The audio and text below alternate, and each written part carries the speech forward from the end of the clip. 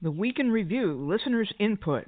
You've reached Talking with Dr. Terry, 180 Seconds to a Better You, message number 14.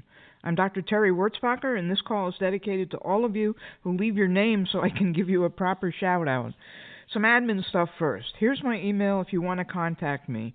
180 seconds for you at gmail.com. The numbers are numbers, not spelled out. So it's 180 seconds for you at gmail.com.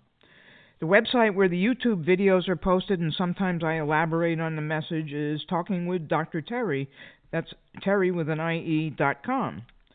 If you did your press release for the week, let me know how it went. If you didn't, what else did you do to make yourself accountable? It's not enough just to listen to the things we say. You have to take action. Also, a big shout out to Jove Stickle, who this week passed the 1,000-day mark of running every day. Congratulations, Jove. Here's some comments from all of you that added to my content this week. Coach Clifford reminded us of the difficulties and ineffectiveness of multitasking, except for women, of course, and he reminded us to be where our feet are. To that I'll add that this is best done once your feet have started moving. Rich talked about using all of our senses to savor the power of our brains. We can do so many things simultaneously without even knowing that they're happening, such as seeing, hearing, smelling, tasting, all at once.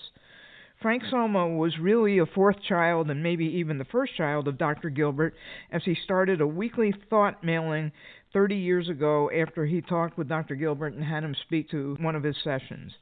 Dr. Gilbert reminded us what Bill Parcells said.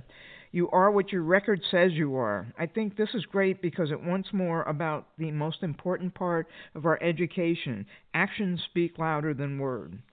Rich Kennedy made me look up how the iPhone beat out BlackBerry in a similar manner to Roger Bannister, and I encourage all of you to look that up and see how BlackBerry failed to adapt and notice that iPhone was taking a different approach and just was left behind in the dust. Things aren't always as they appear. Every season is different, and you have to adapt. That comes from Nicole in Vermont. Another listener brought up something we're going to talk about, which is move obstacles out of the way.